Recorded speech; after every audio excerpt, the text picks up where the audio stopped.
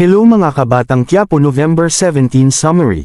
Sa Quiapo naman ay nagpalitan ng putok ang grupo nila Tanggol at Kapulisan. At tinamaan si Victorino at nakatutok ang baril ni Punggay kay Tanggol at sinabi ni Victorino na paputukan mo. Ngunit hindi pinaputukan ni Punggay at kinuha ni Victorino ang baril kay Punggay at hinabol ni Victorino sila Tanggol. Ngunit nakasakay na sila sa kotse at papalayo na kaya nakatakas na sila Tanggol at bumalik si Victorino. At sinabi namin ayusin ninyo na to at babalik na tayo sa presinto at sinbi kay Punggay na hindi pa ako tapos sayo. At sa bahay naman ng mga gerero nakita ni Gustavo si Santino na naglilinis ng kotse at pinatawag si Santino ni Gustavo. At binigyan siya ng damit ni Gustavo at sinabi na tanggapin ang damit at ayoko nagmumuka kang baskosan sa pamamahay ko. At sinabi ni Gustavo gaya ng ginawa ko sa pamilya ko binigay ko lahat ngayon wala na akong silbi ay binaliwala na nila ako.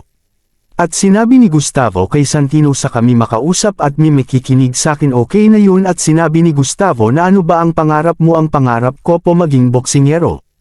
Ngunit ngayon wasak na po ang pamilya namin iba na po ang pangarap ko at nagpaalam si Santino at sinabi kay Gustavo. At sinabi ni Gustavo na tawagin mo na lang akong lolo at nagpaalam si Santino at sinabi na lumauna na po ako. At pumasok sa kwarto si Santino at sinabi na totoo ba ang kabutihan ni Gustavo ngunit nandito ako hindi bilang parte ng pamilya nila. Andito upang ipaghigantay ang kapatid ko na si David. At sa munisipyo naman ay nag-usap si Divina at Roberto at sinabi ni Divina na hindi mo ba namiss ang halik ko sayo. At biglang lumapit si Divina at akmang hahalikan si Roberto at biglang dumating si Jackie at sinabi Roberto ako nangyari dito. At sinabi ni Divina na finalized ko lang ang project at sinabi ni Jackie na nandun na ang check mo sa opisina. At lumabas na si Divina at hinabol ni Jackie si Divina at sinabi na alam ko ang plano at ang baho mo wag mo na ituloy ang binabalak mo. At sinabi ni Jackie na kilala na kita inahas mo si Tanggol at magagawa mo yun kahit kanino at ang ahas is always a ahas. At sa presinto naman ay sinabi ni Victorino Punggay bakit hindi mo binaril si Tanggol at isa kang kahihiyan sa departamento natin. At dumating si Rigor at tinong si Victorino ano ang nangyari sir nakawala po sila Tanggol at Don Julio at sinabi ni Victorino pasensya na. At sinabi ni Rigor na yayabang-yabang ka sakin na ako ang bahala at di mangyayari na mailigtas si Don Julio asa na ang yabang mo.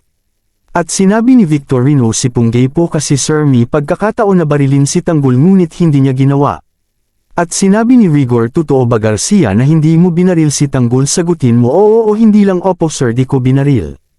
At sinabi ni Rigor na Garcia ka nga manang-mana ka sa tatay mo di ka karapat dapat na tawaging pulis.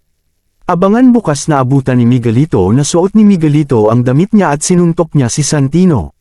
At pumunta si Tanggol sa bahay nila Punggay. Salamat sa panunood like and share para sa update.